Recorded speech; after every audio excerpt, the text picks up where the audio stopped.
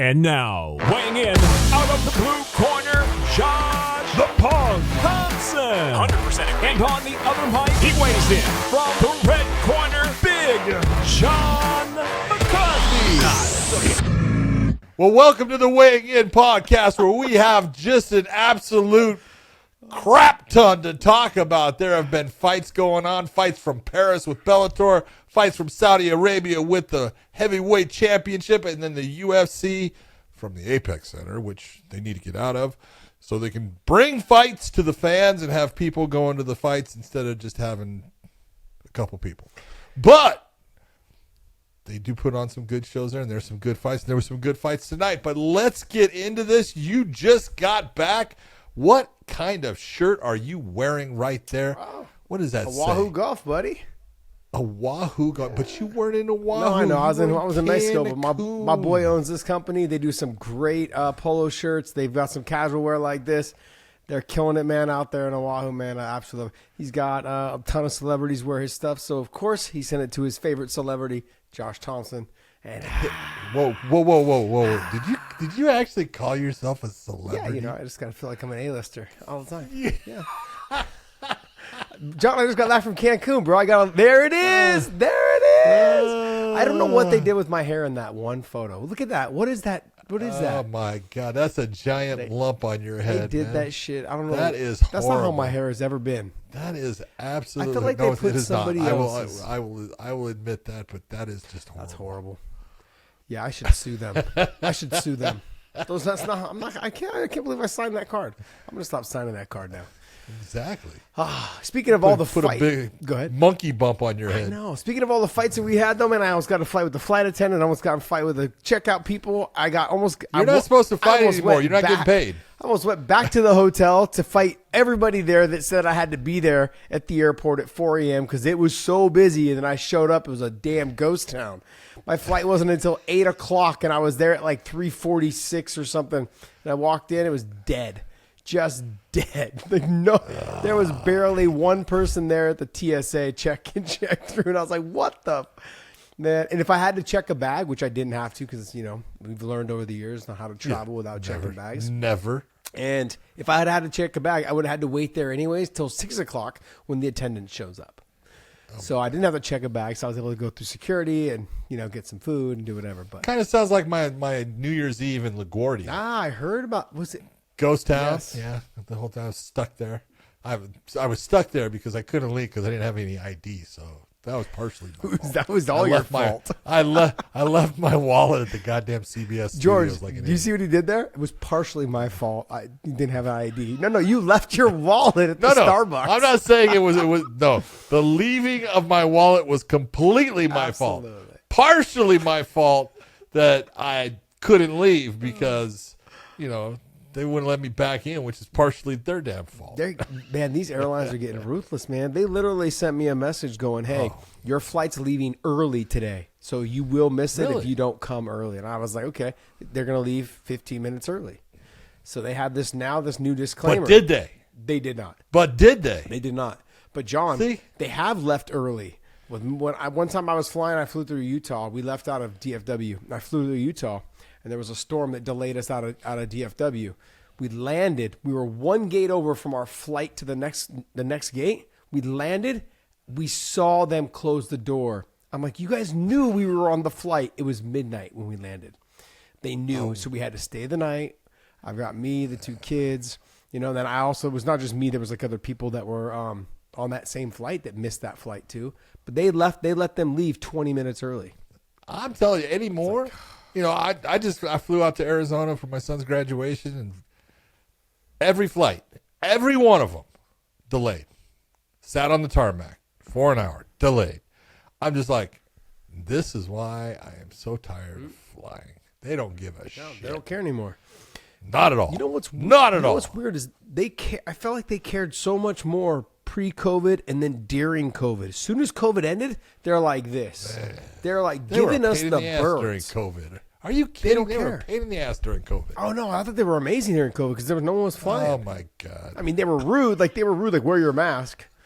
Yeah. No drinks, no food. Yeah. Just sit there with your freaking mask on. No, they were a pain. Breathe in your own toxins. Sounds wonderful. Thank you.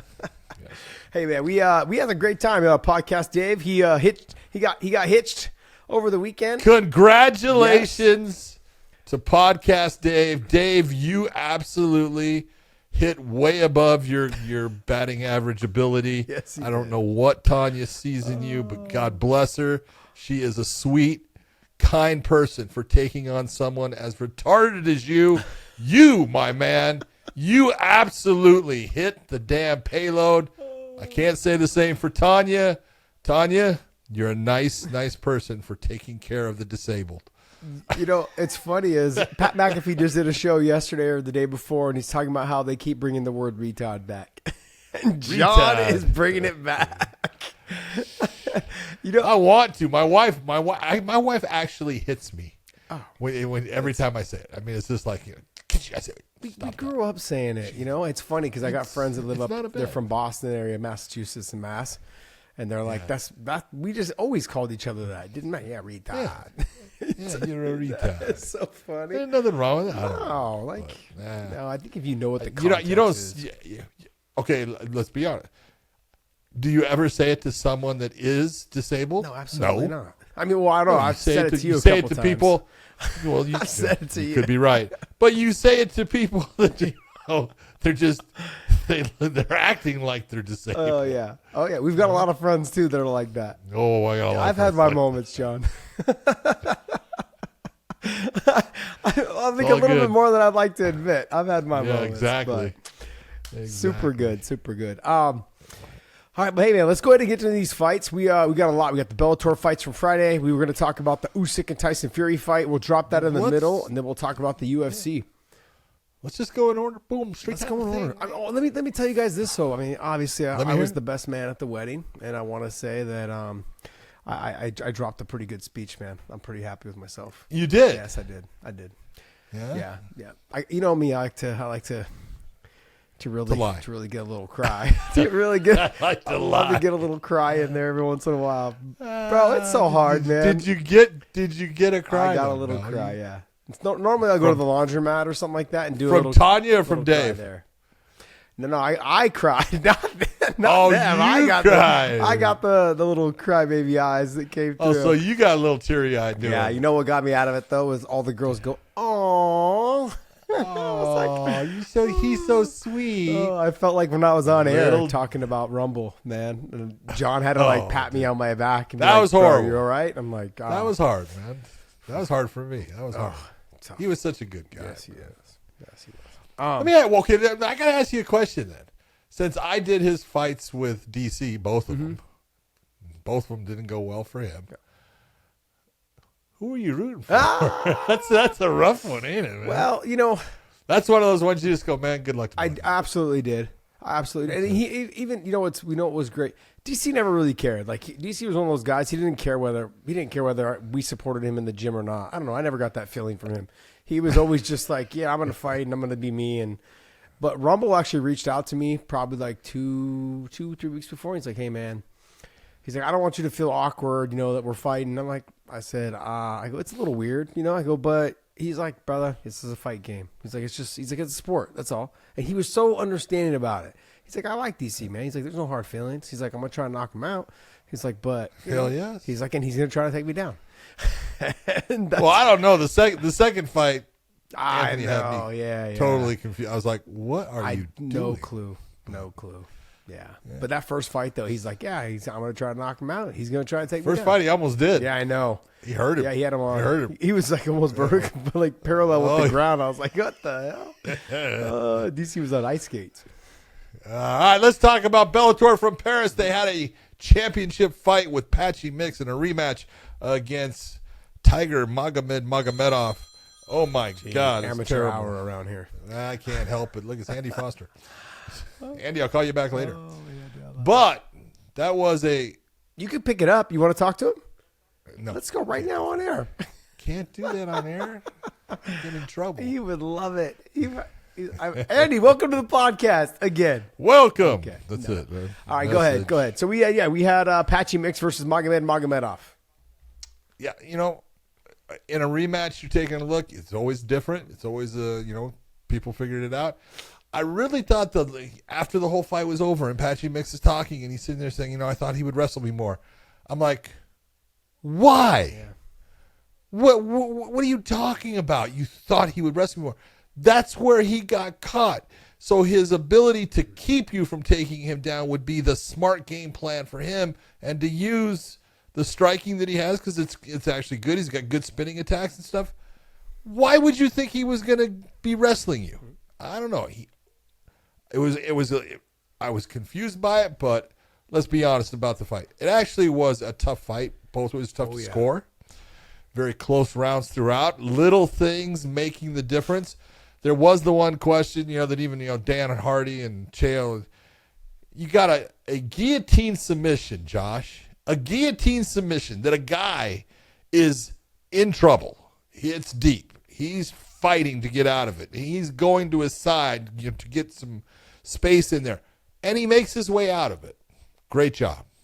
He doesn't get credit for making his way out. But was it close to a finish in the fight? Yes. It's close. It's damn close. All it takes is with that. Because you could actually, and it's not, you can, at any moment, your body can shut down and you lose consciousness off. Yeah. Your body just naturally is going to do it. Later on in the round, Patchy gets hit with a couple of shots. They're heavy shots. John, he was on good skates shots for a second. His legs were heavy shots. Stiff. Whoa! They're heavy shots. They're good shots. They don't put him down. You're right. Never put him down. What's the better thing in the round? Well, you got to go with the one so that came closest. That actually someone had to really work at defending. Had to. No. This is where I understand where you're coming from. I do, and but I don't.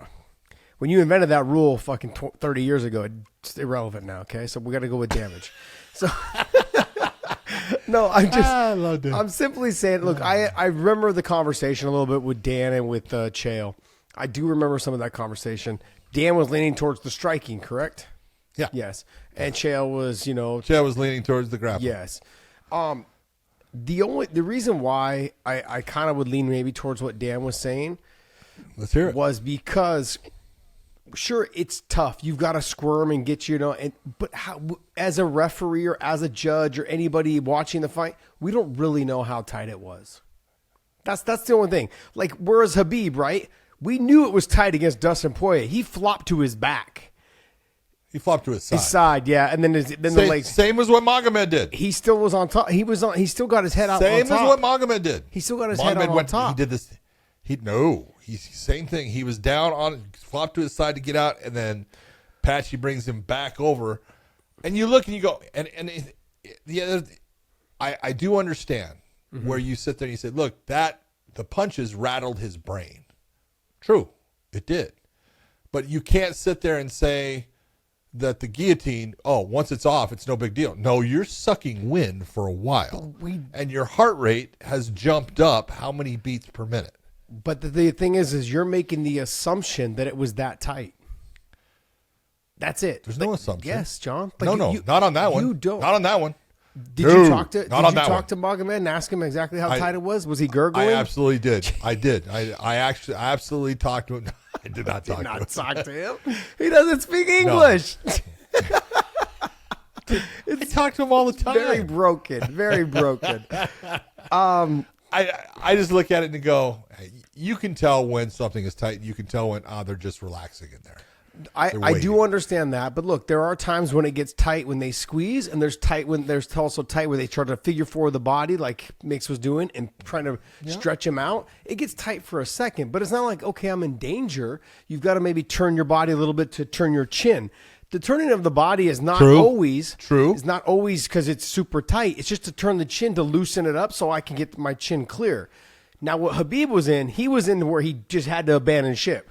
Okay, and that was different than what I saw out of Magomed. I saw Magomed maybe move and kind of relieve some of the pressure, and then start to like kind of turn his chin, and then he escaped and got out. It looked like it was tight, but I didn't look at it like as if it was something where you see expressions on the guy's face of going, oh, No, you couldn't see that. You know, and so that's kind of where I was leaning a little bit more towards the Dan Hardy argument. The other thing, too, is I visibly saw his leg go stiff. I saw him lose his balance when he got punched. That, to me, was like that's proof of damage. Oh, it is. It's damage. Yeah. There's no doubt. And so it wasn't just the one shot that hit him. He hit him with two more shots right after that, clean. One right down the pipe, and then another one a little came around like the temple a little bit and hit him there. Yeah, that one actually made him come right back. Yeah, it kind of knocked him back into he's together. But Magomed made a mistake and went to the clinch. Like he should have kept the space and then kept trying to land the shots. How did you have the fight scored? I had it the other way. You had Magomed winning the fight. I had Magomed winning the fight. I had him. It was a close fight though. But John, like I can see it going the other way. I knew what the game plan was. For those of you guys that don't know, we have our Islam's interview dropping on Monday, so make sure you guys tune in for that. But we had talked about the Magomed Patchy Mix fight. The game plan was for him to always stand. Was not to wrestle. Not to let the instincts take over. Okay, and not to let the instincts take over and go right back to wrestling. And he a couple times did when he had the advantage. That's the thing that kind of was like frustrating. A little bit. And so I liked it. I loved everything I saw. I can tell he's been working with, I don't know if he's working a lot with Javier, but now since he's been over at Habib's gym, in Dagestan, I can see the stand-up looks a lot cleaner. His punches were a lot straighter. He just looked a lot more comfortable on his feet. Whereas before when I saw him fight Patchy and I saw him fight other guys, it was a lot of spinning attacks, like a lot of 1-2 and spin, a lot of stuff to keep you guessing. It was almost like to make you overreact so then I could close the distance and get in on a takedown as fast as possible right after. He was comfortable on his feet. He looked good. Everything looked straight. But he was kind of like, this is a guy that's fought Peter Yan twice, and he was comfortable on his feet both times there too. He wrestled a lot in that first fight, though, right? Yes, he did. That fight was a lot of chasing legs, and could not wrestle as much in the second one because Peter was stopping a lot of his takedown attempts and stuff. Yeah. That's the one you reffed, right? The second one. Yeah. Look, the worst. This is the thing that upsets me is, I know how good Patchy Mix is. I think he's a phenomenal fighter. I still think he's number 1 or number 2 best bantamweights in the world. But a lot of people are like, man, he barely got past this scrub, and I'm like, this guy's not Magomedov. If I didn't tell you anything else about him except his damn name, he's not a scrub. That should be the easiest thing. And then, where does he train? He trains at Habib's gym in Dagestan. Clue. Magomedov. Yeah, right. Like it's pretty simple. It doesn't have Nur in front of it, but it's Magomedov. He doesn't. The thing I think that with him, he doesn't look like much. Like when you see him walking around, he's got like a baggy shirt on. He's got, he's kind of, but he came up with like Zabit, Magomed Sharapov, right? They're best friends. Hassan and Zabit. Zabit's brother, and that's who he really started off doing all of his stuff with, and he's just good. Let's be honest. Zabit looks like freaking Abe Lincoln. Mm-hmm. He doesn't look like anything either. No, that son bitch can fight. So it ain't about what the cover of the book looks like. It's about what's inside. But Magomed can fight. I want to make sure it's clear, though. Look, I thought that Magomed won the fight, but look, it went the other way. No, it was and close. I'm like, it was a damn close fight. And like it was a 48-47 fight. The 49-46, I'm like, no. But when they're so close, John, that's how you end up with that one little one-off sometimes. It is. When the rounds are close. Because like you said, like literally they're in the booth talking it over going, man, I think the striking was more effective. No, I think the guillotine was more effective. That right there is what the judges are going through. Right there on the spot. And you have two fighters who have a lot of experience. And then you and I with probably, I know I got more experience than Sheo. You got way more experience than probably all three of us together. Okay. But like we're having the same conversation. Which one was more valid? Which one was more important? And so how would you score it? I leaned that guillotine. I thought it was tight, but it wasn't to the point where I thought it exceeded the shot they put him, like rocked him. You saw how hard he worked to get out of it at certain moments. Yeah. Which is saying what? Well, that's the other thing is you have to work hard to get out of things though, because otherwise you're just letting the round slip away. That's the person who's in the guillotine that has to get out. He has to. Otherwise, time's just ticking away. I need to. Hold on. How many times have you seen someone in a guillotine and they're just sitting there? That's because they're idiots. Because they know. No, they know I'm safe. They know I'm safe. Yeah. This is not. Go ahead, squeeze. And 2 minutes goes by. I can feel you squeezing. Well, if you allow it to go 2 minutes, but if I can feel you squeezing, I want your arms to get thick. I want your arms to get heavy.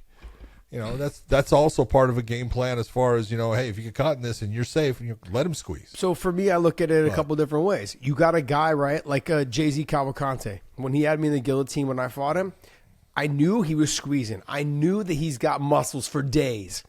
Patchy Mix, no muscles. Nate Diaz, no muscles. You know that they can squeeze forever because they're not actually squeezing. They're just wrapping their long arms around your neck and putting you to sleep. And so there's a difference. Like, you've got to force to get out of that. There's Otherwise, there's difference of a power compared to a length and leverage. Yeah, that's all technique and leverage. They know how to utilize their body. Patchy Mix I put him right there with Nate in terms of the guillotine game. Like, it's just nasty the way that their bodies are shaped. Jake Shields has a very good one as well. He doesn't squeeze. He just Jake's is crazy. It's insane. And he doesn't squeeze. No, he doesn't squeeze. It's his body position, everything. Forces everything. Body positioning. It's crazy. Tucks your head in the belly a little bit, turns to the side a little bit, and then if he can't get it, he just puts his little hook in and hook sweeps you, goes to the top, mounts you, and then he just kind of does this to you on top and mount.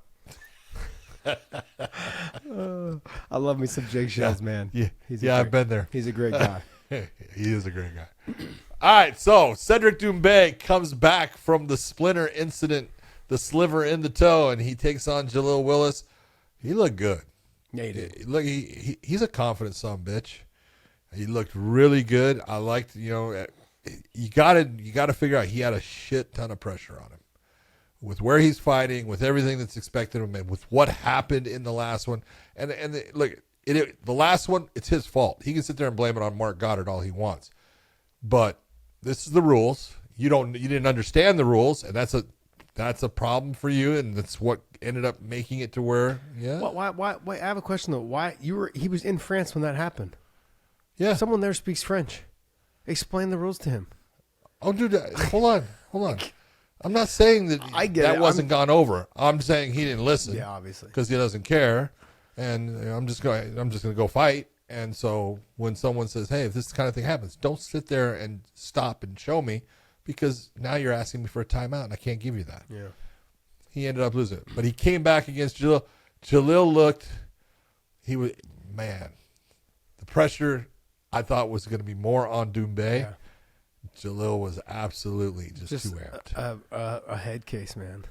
Yeah. He's when you talk to him, he's the nicest guy. He's got so much talent. He gets in his own head.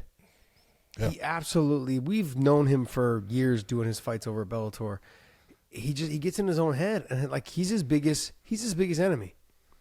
Oh, yeah. Absolutely. Like if he just was like, I can do it. His greatest opponent. Yes, is himself. Yeah. Absolutely. I think that goes for a lot of people, especially a lot of fighters. Sure. We're constantly battling in our minds with ourselves. Oh, this could have done. I could have done this better. I could have done that better. I should have done this. Should have done that. Gotta just let that shit go. Just remember, like he can wrestle. It didn't look like it last. No, it didn't look like it, but he can wrestle. He didn't. You could tell he didn't. He was so afraid of getting hit that he didn't throw his stuff with conviction. Everything was to try to set up the takedown. That everything was like half-ass, kind of a half throw. And then Cedric knew he was going to try to wrestle. He's going to throw one punch and try and shoot. Just sprawled, gave him the hips, and the rest was history, man. I don't know. I wonder who they're going to. They're talking Anthony Pettis next for Cedric, huh? Yeah, look at that one. That's not like Anthony Pettis should be fighting at 155. He's. I don't think he makes 55 anymore. Have you seen him, John? He's like got to be 200 pounds right now. Oh, he is, but his frame is not a big frame. He's carrying weight. He's always had kind of bigger legs though, like up in the upper thighs. He's always had kind of bigger legs. He's got a wide back. He's going to have his hands full with Cedric Doumbé. Ooh, yeah.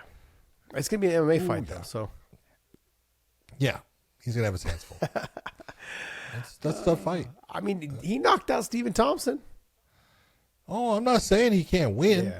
I'm saying he's going to have his hands full. Yeah, it's going to be a tough fight for sure. No doubt. You got a guy that's got all that, experience and everything that Anthony does against a guy that's going to be, coming in at 6-1. You would think Anthony Pettis, he's going to tear him up. No, he's going to have his hands. Anthony's also older. How old is Doumbé, though? Doumbé's 32. Jeez, 31. prime. 31. Something like that. All right, Babene versus Van Steenis.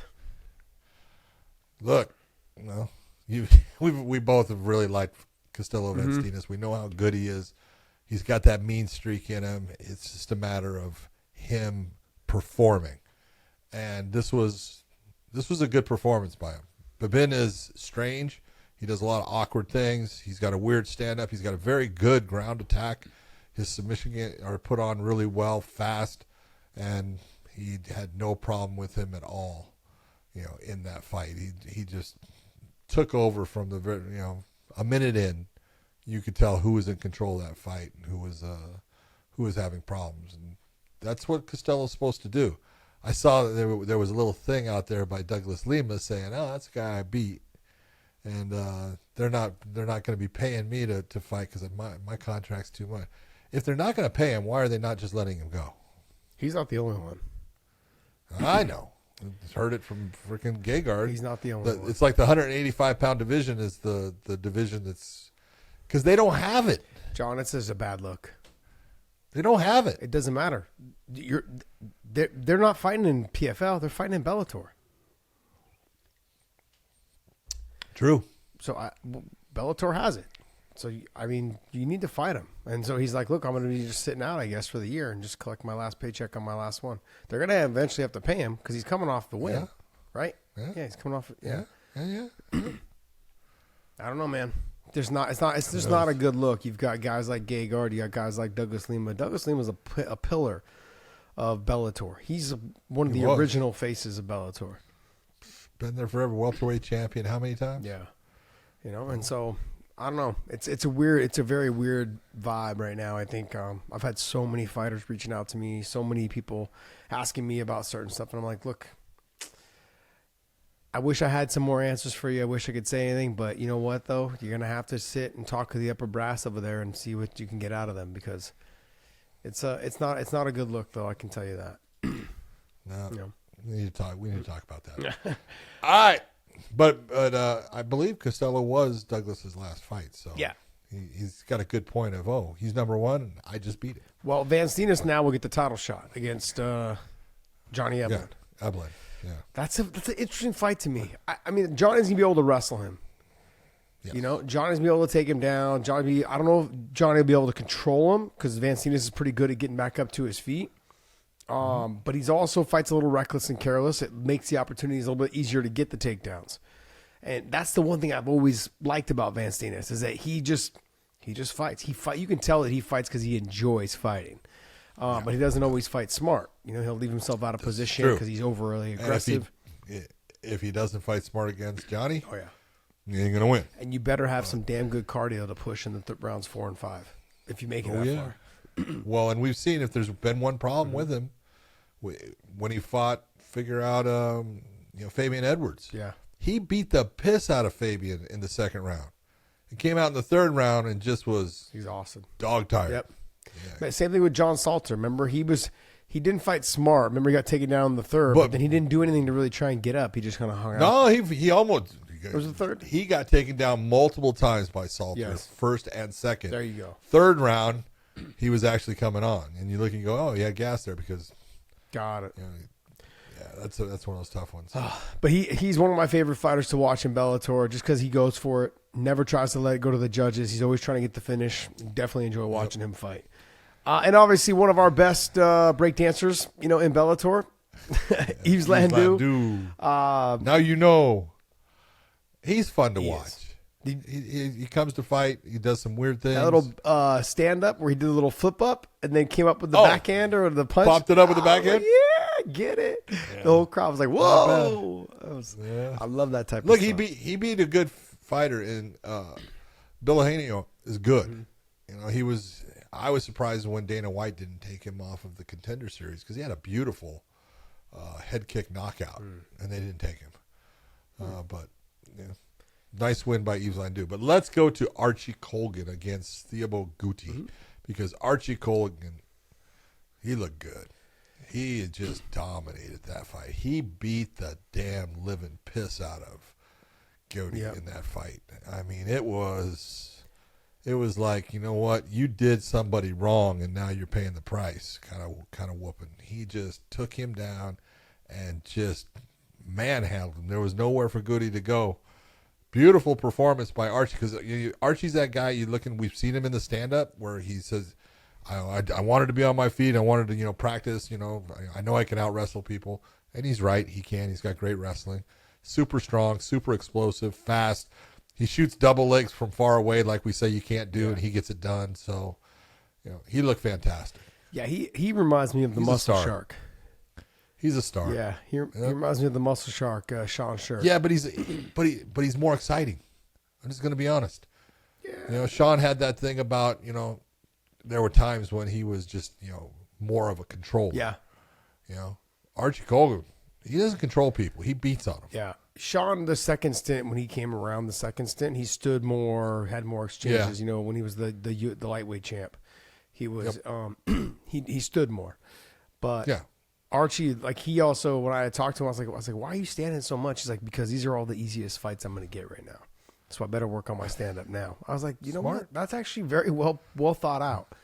Yeah, I was like, you didn't just fall in love with your power. He's like, no. He's like, don't get me wrong. He's like, I like to stand. He's like, but these are, he's like, I'm gonna have to use my wrestling a lot as I get into the better guys. He's like, so I might as well get as comfortable as I can on my feet now. He's like, and when I got to use my wrestling, I'll use it.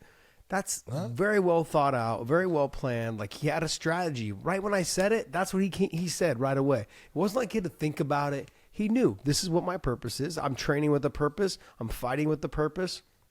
And I can't tell you enough how important that is. One of the things that I learned from John Fitch was that every day when he would come into the gym, he's like, today I'm working nothing but triangles. Today I'm working nothing but kimuras. Today I'm working nothing but my jab. And it was like, that day was nothing but jab, nothing but triangles, nothing, like, that was it. Smart. And he just constantly would get after it. And it's like every day I had a purpose, and that's what it was. He seems like he understands where he wants to take his career, and he comes in and fights with a purpose. Have you heard Justin Gaethje talk about Archie Colgan? No. Dude, there's tape out there. Listen to Justin Gaethje, and he will tell you. He goes, look, this guy, he's the future. He goes, he's a better wrestler than I ever was. He goes, his stand-up is just damn powerful. He goes, he hits like a truck. He goes, he'll be better than I ever was. You're getting that kind of praise from a guy like Justin Gaethje. That's saying a whole lot about you're impressing somebody inside of the gym with what you're doing and stuff. So doesn't mean it's going to happen, but you know what? It's high praise. He may eventually have to go down to 45. He just says he doesn't want to. I don't think he can. You don't think so? He carries a lot of muscle. Yeah, he's got a lot of muscle. He's got cardio too, which is good. Yeah, he does. He's got the but he's got big legs, big shoulders, big arms. I think he's great. His speed allows him to do things in that he doesn't have to worry so much about the range. The other fighter I wanted to talk about was Barnaoui versus Yachi. Yeah, I love that one because they're sitting there talking about Yachi and how great he is at grappling, and he's, I'm like, he's okay. You guys have never seen Barnaoui fight at all? Hello. I mean, I'm like, dude, Barnaoui lives on the fucking ground. You hear Chael? I didn't see that coming. I didn't see that coming. I know. I was like, oh my God. But it was like, I'm like, man, before the fights, the director started talking. He asked a couple one, I said, Barnaoui gets in the top position on the ground, it's all over. I'm telling you right now. Bless me. Right? And what happened? And it's like, how do you not know how good this guy is on the ground? Because he is that. Now, he can be slowed down by getting punched. It's like anybody, absolutely he can get slowed down. But, man, if you haven't hurt that dude, his elbows are fucking vicious. His knees are fantastic, and his ground game is freaking world class. It's good. So, bless you. Oh, I'm having an attack over here. I get back to Texas, and now all of a sudden allergies again. Oh, now it's allergies. All right. Mike Shipman had a very nice win against Stephen Hill. Aspen Ladd had a tough fight against Shakalova. She probably lost the first round, came back and won the second ones, but it was close. But very tough fight, very close. And Assail Ajouj, who we've watched multiple times from France, but fights out of SBG in Ireland.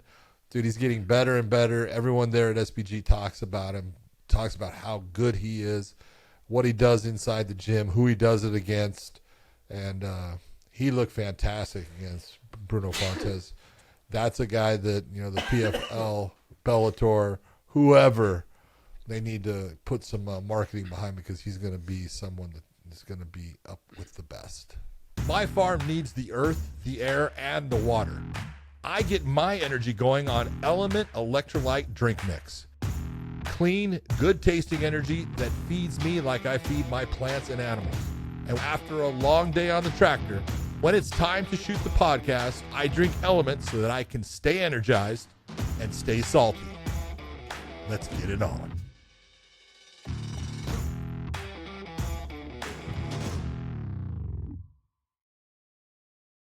All right, hey guys, that's going to wrap up our Bellator talk. But before we move on, though, I wanted to talk to you guys about one of our sponsors, Element. Element's been working with us, and man, I love their new canned product. It is awesome. Come in all different flavors. It's got 1,000 milligrams of sodium, 200 milligrams of potassium, 60 milligrams of magnesium. Absolutely love it, man. It's been awesome. They also sell packets. Keeps you from cramping. What's that? It keeps you from cramping. Keeps John hydrated on the farm. Dude, it does. I love the stuff. But I've been taking it in the morning instead of taking my coffee and then get my run in and then come back. I'll do another half of a liter. They sell little packets. They're very much like a liquid IV, except they just don't have the sugar in them, and they're better potassium and vitamins and minerals all inside them. Amazing. Your body doesn't want the sugar. Yeah, especially at your old age. At least mine doesn't want sugar because it's got enough. But they have the black cherry lime. They've got, this one here is the citrus flavor. The raspberry, the grapefruit's fantastic, and I hate grapefruit. I'm telling you right now, I do not like grapefruit. I will not eat a grapefruit. The taste of that damn thing, I will not drink grapefruit juice. I love the grapefruit flavor that they have. They sent me over a couple good packages, and they also have a chocolate one that goes into your coffee. So I've been mixing that a little bit with it. But look, it's a great product, something John and I both use. So if you guys get a chance, click the link down below. Head on over there, and every time you use that link for a purchase, they'll send you over a free gift with the purchase of one of their mixtures. So if you buy one of their mixtures through our link, they'll send you over a free gift. Whether it's a hat, whether it's a Yeti, whether it's just more product, they will send you over a gift when you purchase through our link. Check out their product. It's amazing. It's healthy. It's good for you. If you've got kids, like my son uses it, so I'll have him drink a half liter of it before practice, and because it's starting to get hot here. It was 98 today. So that's the whole thing. Look, summer is coming, and I'm telling you, people, trust me. I drink nothing but bad things, and now I've been drinking Element, and I feel way better with how much I'm sweating. Everything. I'm not dying, and it makes me feel good. And I honest to God, go through about 5 packs of it a day. You can sweat. Oh yeah, you can sweat. That's what happens when you're working on the farm. But like I said, if you guys have young kids that are training and they're working out in the heat, make sure you guys give it a try. Hit the link down below. Every time you purchase through our link, they'll send you over a free gift, whether it's just more product, whether it could be a hat, whether it could be a shirt, whatever it is. Okay, but give it a try. Thank you guys so much for continuing to support us. All right, let's go ahead and get into the we're going to go right into, we'll talk Tyson Fury. Heavyweight World Championship on the line, Riyadh, Saudi Arabia. Alexander Usyk undefeated against Tyson the Gypsy King Fury. Undefeated. Someone's had to go. And in the end, it was Tyson Fury losing to Alexander Usyk. And it was actually a really good fight, though. It was back and forth. I thought Usyk started out really nice. I thought Fury came on in those middle rounds and was taking those middle rounds. I actually thought he was starting to run away with it. And back comes Usyk, and he lights him up, puts him on his can, almost had him out of the fight. And from that point, little back and forth, with everything. You got to give it to Tyson Fury. He's in shape. And man, he takes shots and you think he's done, and he makes it through it. Now, it was nice that was near the end of the round for him, and that the referee was nice enough to say, you got tangled in the ropes. The ropes held you up. It is the rule in boxing.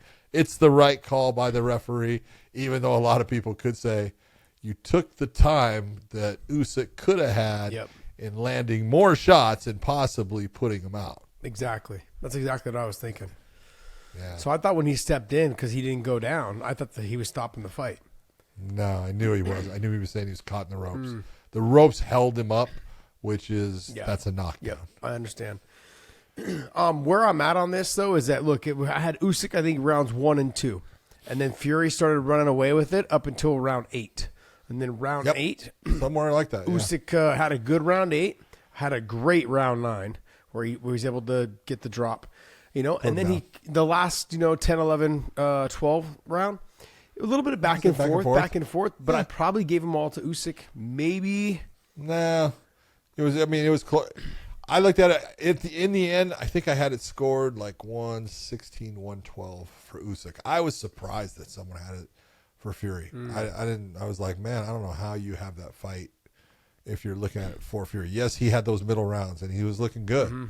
And Usyk was in trouble, I thought, because he was starting to. The real thing is, people, when you're watching and you're watching Fury, watch when he'll set it, he'll throw some and he'll walk, and he just starts to walk away, and he kind of looks. He's got his arms and he starts walking, and what he's doing, he's setting a tempo. He is controlling, and Usyk is following him. He's not cutting him off. He's just following, and you're going, you're blowing it, son. You can't allow someone to control it. And Usyk was allowing that to happen. And then I want to say it was like the 8th round, all of a sudden, boom, it stopped again. And he started pressing forward and pushing and creating more pressure. And it changed the fight. Well, what it was because as Tyson would turn and kind of walk away, he'd leave his hand out like a bully does, or a brother does to his little brother. Like a big old brother, yeah. There was that. And then on top of it, Tyson started landing more of the uppercuts to the body in the midsection. So he landed the uppercut to the head. The body shots and the uppercuts is what started to take over the 3rd, 4th, 5th, 6th, 7th. Exactly. That's what was winning those rounds. But then that's why Usyk had to make the adjustment and start closing that gap. So he had to start he couldn't lunge in because then he would have walked into a bigger shot. But he had to start shuffling his feet, using his footwork more. Even his corners were telling him, like, you got to tighten up your footwork. You've got to make sure you're sliding in, sliding out. That they were on him like, hey, your footwork is not on point. You've got to use your footwork to get yourself in. He was lunging and jumping, leaving himself out of position quite a bit, which is not like him. You go back and watch his Anthony Joshua's fights. He would make him miss, make him pay, slide in, slide off the corner, turn, cut angles. He looked amazing in the Anthony Joshua fights. It took him a while to get used to the size and the speed and the reach, just that length of Tyson Fury. Yeah. It was that, and it was one of the things that really helped him, though. His head movement is very slight, but very effective. He does a beautiful job of bringing his head just off the center line, and he'll give you that back and forth. And you see him move, it slips off, and it's to both sides. He doesn't overload one side compared to the other. He does a lot of things really well that you go, man, that's slick. When I was learning how to slip punches from my coaches, when I first started, I felt like the punch shouldn't be able to hit me. But then you realize, like the best boxers, it just grazes them a tiny bit, slightly grazes them, because now that keeps you inside the range to go ahead and counter. If you start moving your head too far offline, if I'm missing the punch by this much, they're gone by the time I'm able to cut a corner, or by the time I'm able to throw my punch back. And so to see how well he does it as a heavyweight and stays within the range in the pocket, and then just kind of cuts a little angle to create a different angle for him to land his counter, it's absolutely beautiful, man. The way he hit Tyson, and Tyson was on stanky leg, I was like, holy. He hit Tyson with that left hand probably, I want to say, 10 times in that fight. That was solid hurt. And he absolutely, whatever he did to Tyson Fury's nose, I don't know if it was broken or not, but it absolutely had an effect on Tyson because he kept on touching it, kept on going back to it, taking his glove. In the first round. In the first round, he started doing it. I know. I was like, I know. What are you doing? I thought maybe like he had a bloody nose and he was just wiping it. But I didn't see any blood until later in the fight. I think in rounds 8 or 9. I didn't see any blood out of Tyson. So I don't know. Maybe he got clipped and it just kind of broke it a little bit, or it might have. Dislodged the cartilage a little bit or something. Who knows? But I actually thought, I thought Alexander Usyk deserved the fight. I actually picked Tyson Fury. I thought, I said, look, the good big man, good smaller man. I would say I actually had a one. I thought it was a $1 bet. It was a £1 bet with Dave Farah. Oh yeah, from England there. So I owe Dave Farah a pound.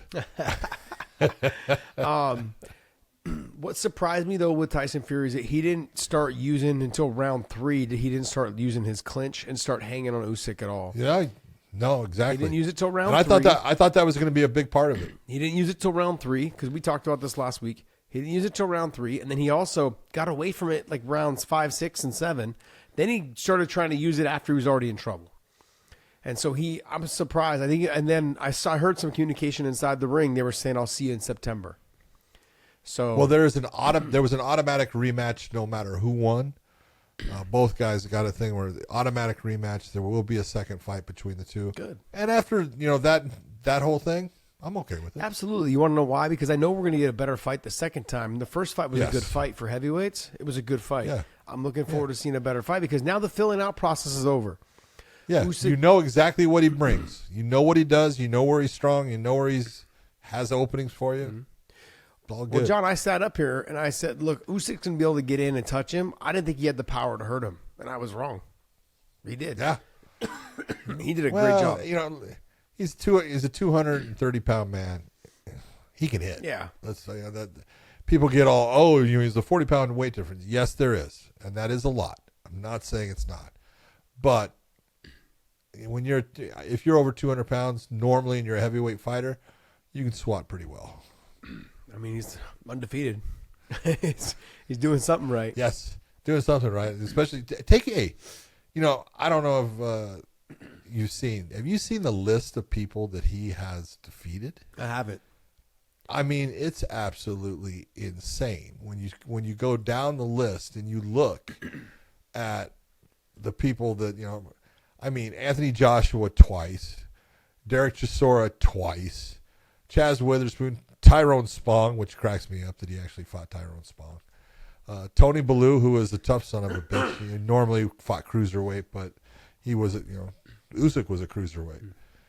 He's just got a list of just Daniel Dubois, now Tyson Fury. So, I mean, he's got a whole list of he's fought the best that he can fight. Yeah, he hasn't ducked anyone. I wonder if you'll see him fight Wilder. I don't think Wilder stands with him. Well, I mean, Wilder's not going to wrestle him. Well, when I say,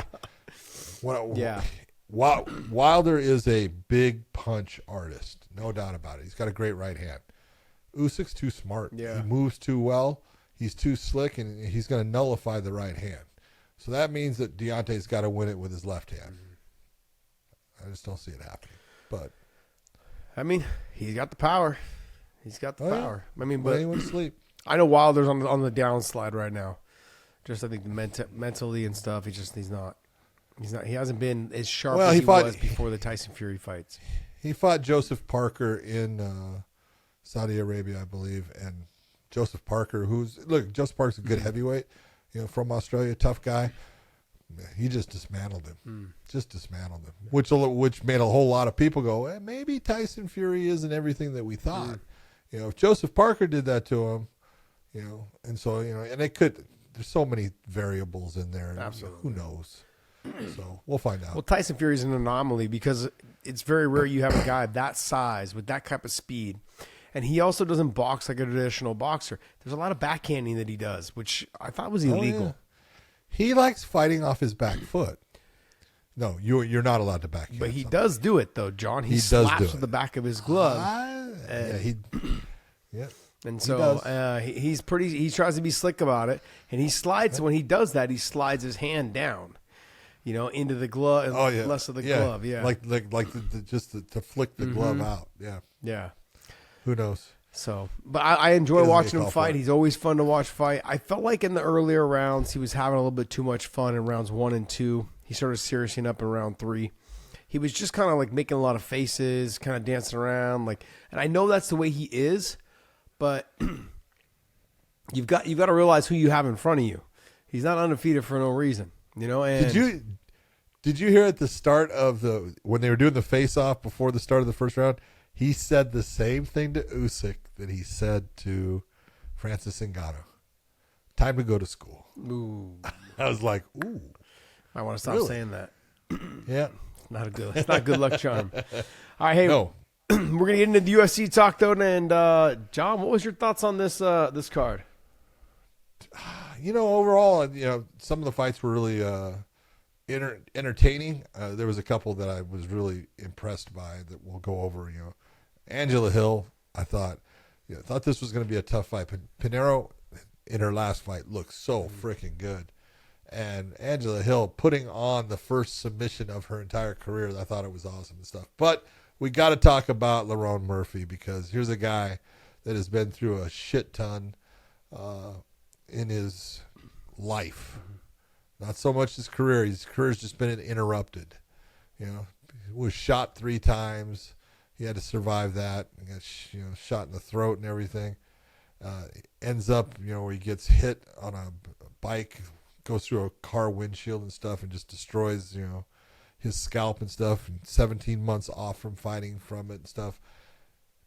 Dude can fight, man. I enjoy watching him. He is so damn fast. He is, and his feints are beautiful. His footwork is beautiful. He gets in and out. He throws usually combinations. He's not, throwing ones. He's usually 1-2, 1-2-3s. Sometimes goes to the 4. Just everything about him is, you're looking at someone going, man, he can fight. And he even got into the grappling aspect where he was trying to take, Barboza down at times. He got him down a couple times. That's good. Yeah, that's good. I look at it and I go, man, way to go. You're creating problems for someone when they don't expect them. Edson was really into being in that stand-up fight, but I'll give Edson was doing well for the first 2.5 minutes of the fight, and then he started getting hit with big shots, and you can see when Edson starts to have problems. Oh yeah, you can see how he's, just his body language and everything, but he doesn't stop. He is so tough, but he was getting pieced up in a lot of that fight. He was taking some supreme damage.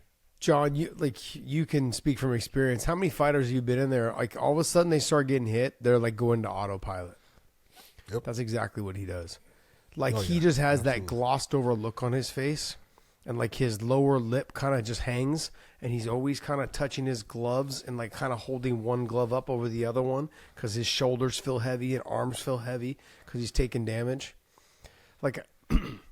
I look at him and I'm like, man, I have flashbacks. He scares me every time. Yeah. Dude, he scares me. It does, because he's just a zombie. He just turns in all he is focused on is the thing in front of him. He not aware of really anything else. I mean, there was moments there in the 4th round. He got hit with some big shots against the fence. Like, he was reaching with his hands out. Like, oh, dude. I was like, what are you doing? Yeah. When someone is reaching out to try to grab and their arms are straight, you're going, no. Stop. And that is when man, nobody's home. No one's there. Nobody's home. And so I think that he's taken a lot of damage throughout his career, even pre-MMA,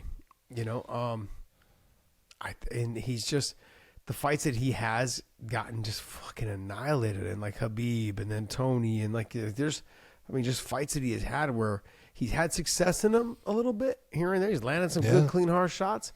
But man, he has taken, this fight was no different.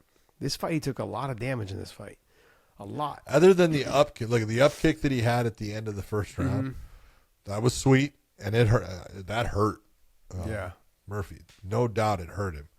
But there wasn't a whole lot of other things in that fight. But there was a couple leg kicks that were really solid and everything. But there was nothing that you looked and you said, Lerone's in trouble. He was in trouble off of that damn up kick. That thing that caught his chin. Oh yeah. Did you see when Herb tried to lift him up after the round and he was limp still? And then finally, his Barboza kept kind of fighting a little bit. He said, hey, stop. So that gave Herb a little Murphy more time to kind of recover a little bit, and he stood up and they went to commercial break right away, John. Yeah, they went to commercial break. Trust me, he was hurt. Let me say this though. I know there's been some buzz. Dana's saying, hey, we're going to get out of the Apex. I've been saying we got to get out of here. This is the type of fight that needs to not be in the Apex.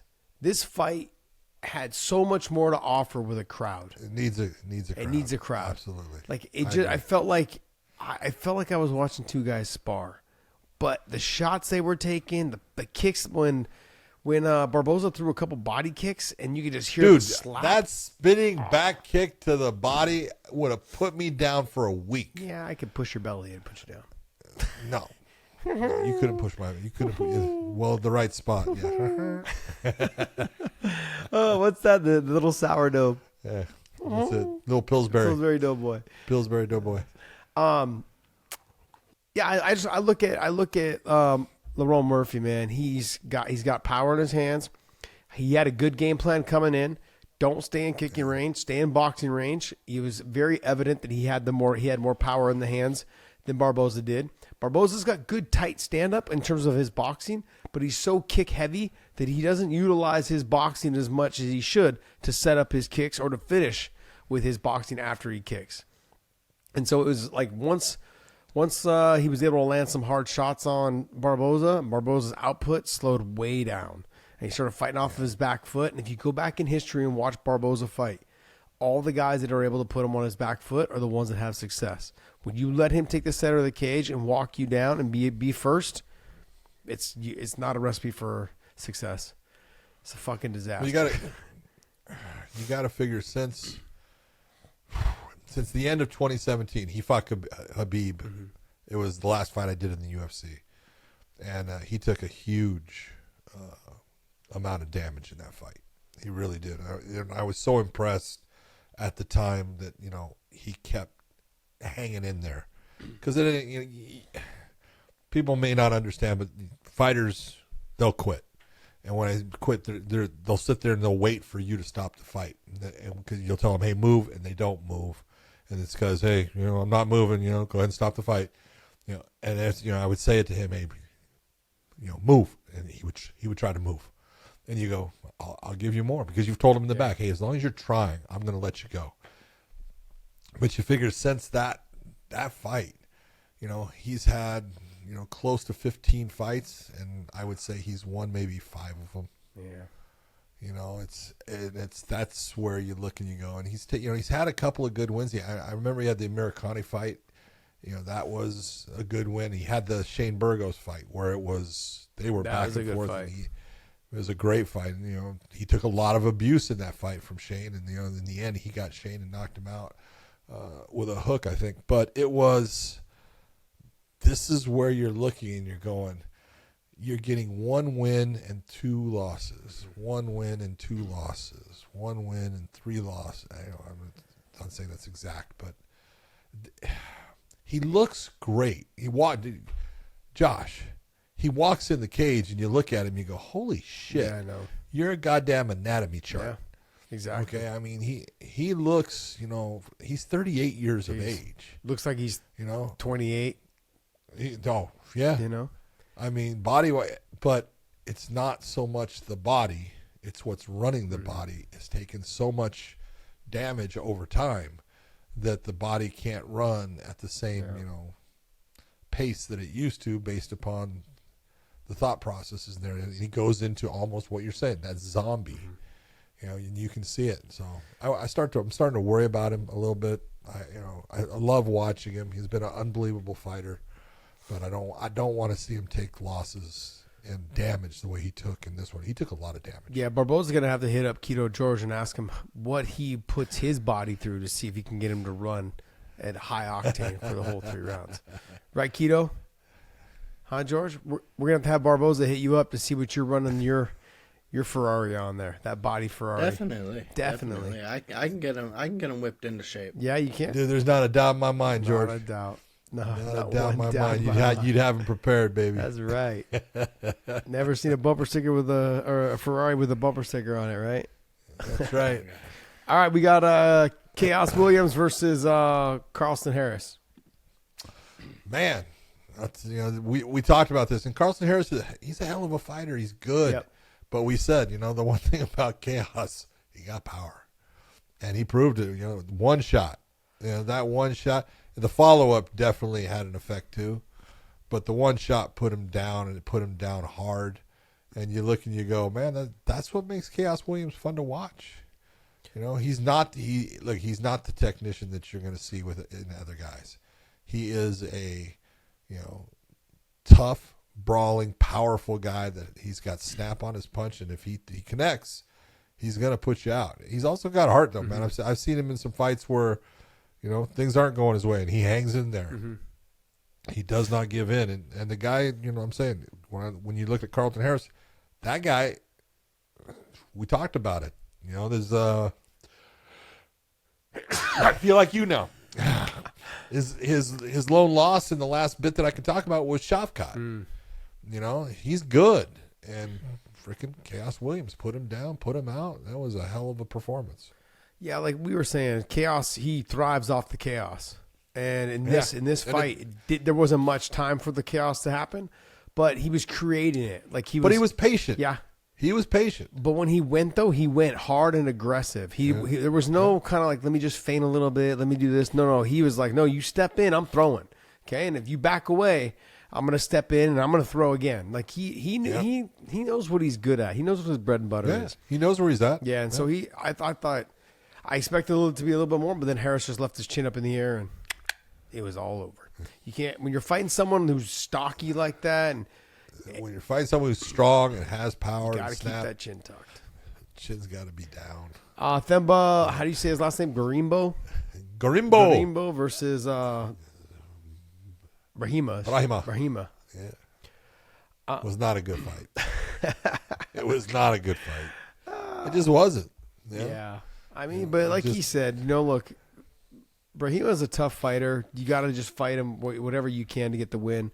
There's certain guys that you stylistically, you don't match up well, but you can't turn the fight down. So what do you do to get the win?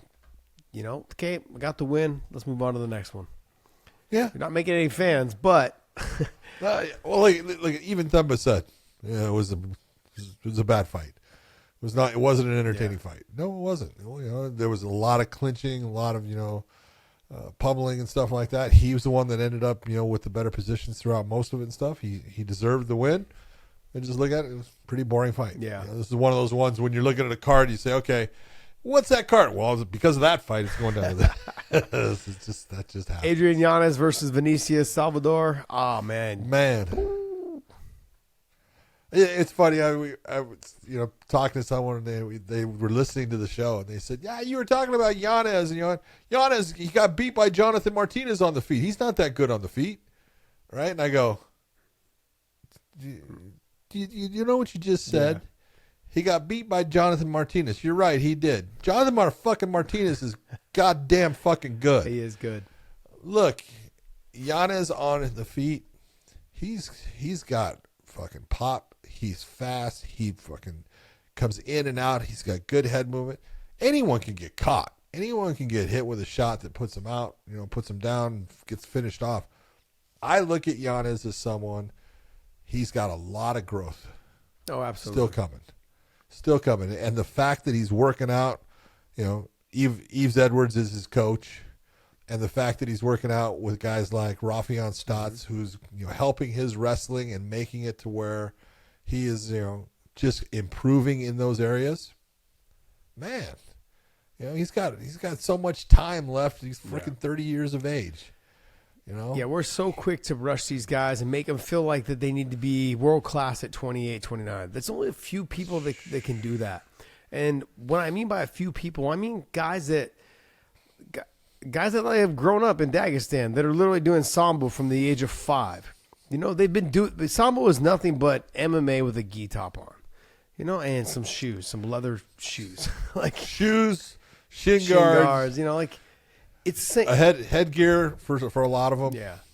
But you don't understand what I'm saying. Like they've been working on this their whole life. They're just fine tuning it as they get older and more mature, and they feel into their body. If you look at a lot of them, they turn 29, 30, 31. Like they're not going to fight long. Most of them are done fighting by the time they're 34. 34, 35. They're like, I'm done, man. I've lived the whole life this way. And look at Movlid. Yeah. Who was he won 2 tournaments in the PFL. Mm-hmm. He actually skipped a year in between, saying, no, I'm going to take it off. I heard he's coming back. Comes back, wins it again. Is he? He's already scheduled to fight Patricio. Okay, there you go. So they're going to take him to Bellator. He's going to fight Patricio. Okay. So, yeah, that seems to be the possibility. Is what I was told.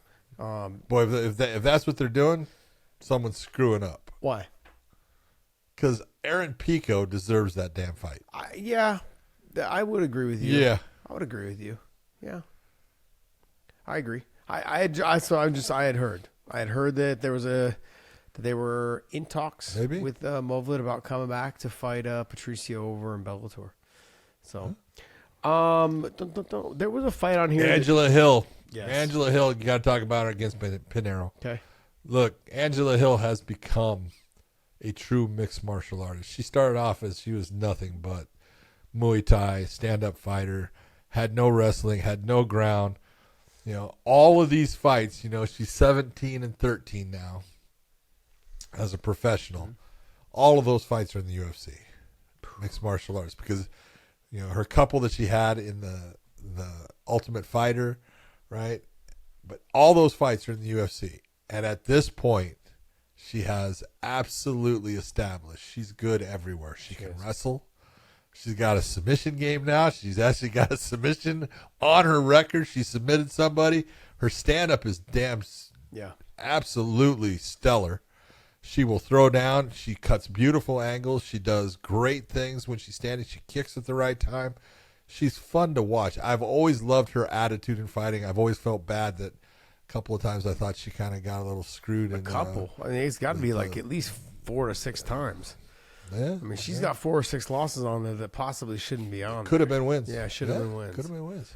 But she'll be ranked now. In the strawweight division, Angela Hill will be ranked, and she's only getting better. How old is she now? I'm not sure how old she is, but I mean, I would imagine she's probably around that 33, 34. Oh no. You think older? No. Oh, I think she's like 38. Okay, 39. well, let's just say, but that just goes back to what I've always said. Yeah, Women, it is. I feel like they get better with age. 39. She's 39. She's 39. Thank you. She Thank looks you like very she's much. all right, Angela. Hey, I gave you some love. You look like you're like 32, 31, 32. You actually look younger, but looking like you're 28. Yeah. But I mean, seriously, she fights so well now. Yeah. And she can fight with anyone. Do you remember Pinheiro's last fight? No.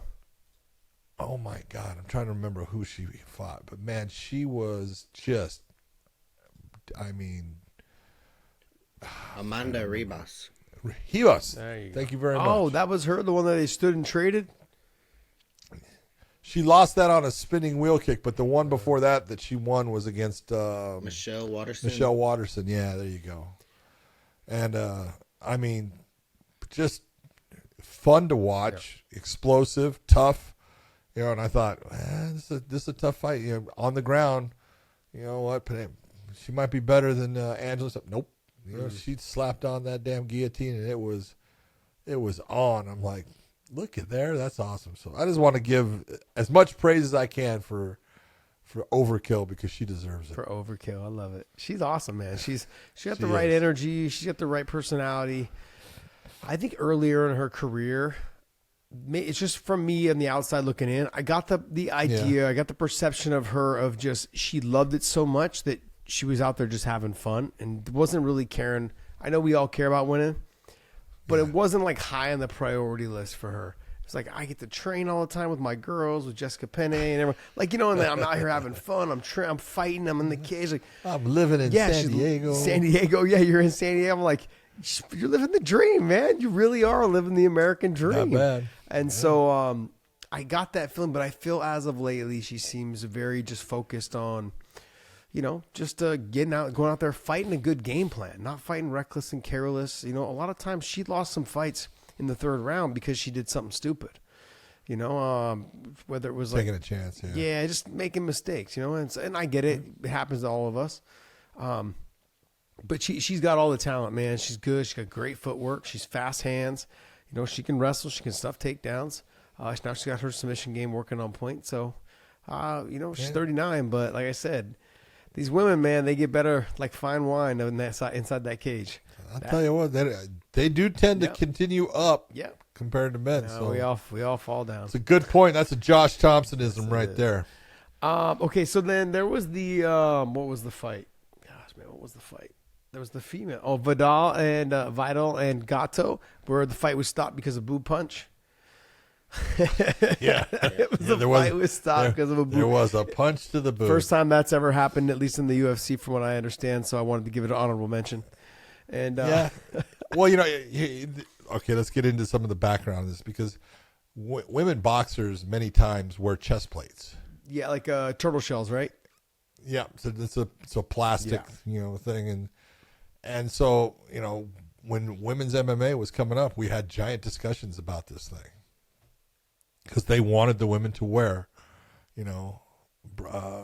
basically this breast protector, and it was like you don't seem to understand. They're going to have this hard plastic thing that they're now pushing into someone's face and jaw as they're doing submissions. You can't do it. Mm-hmm.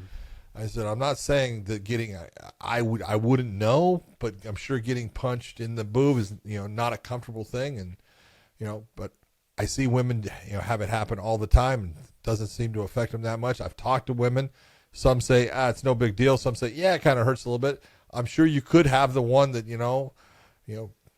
does something to the tissue inside that's not good, but you can't give them a hard object based upon there's a ground game.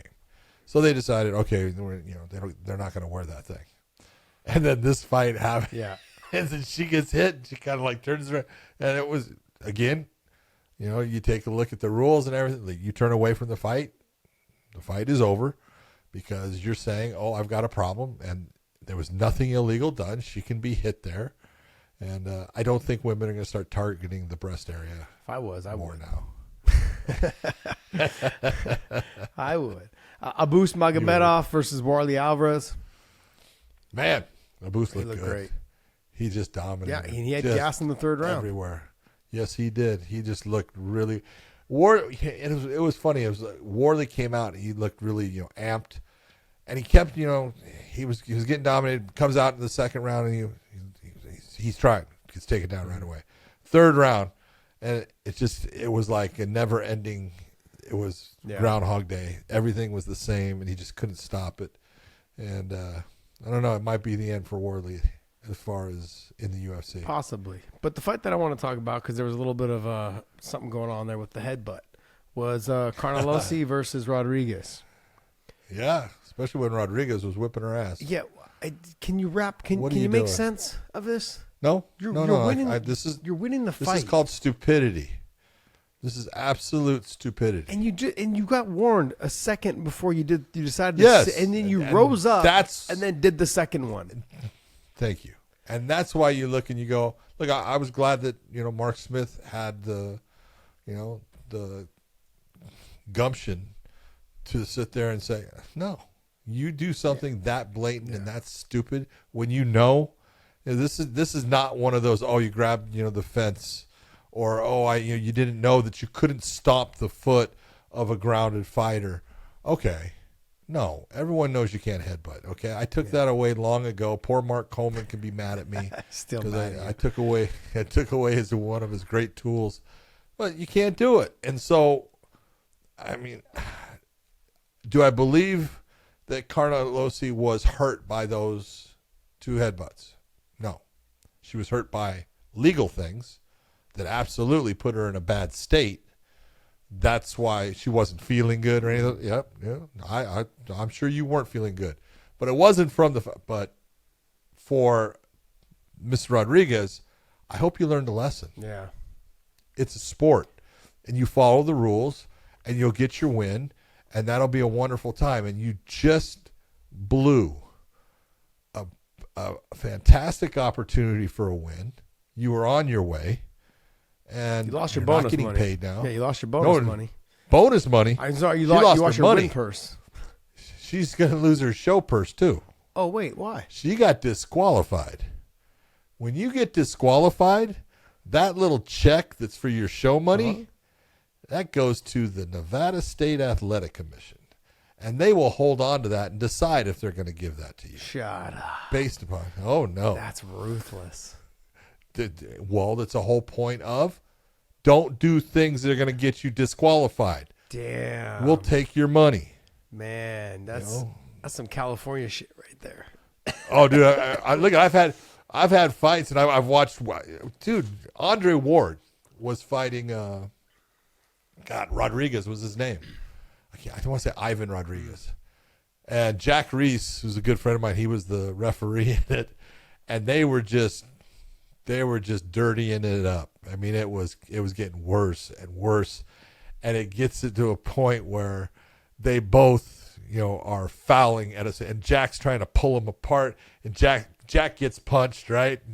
And finally he gets them apart, and there's time, right? And he get to your corners and stuff, right? And Jack kind of looks at you, gives the shake, like he walks over the commission. He goes, "I got hit,"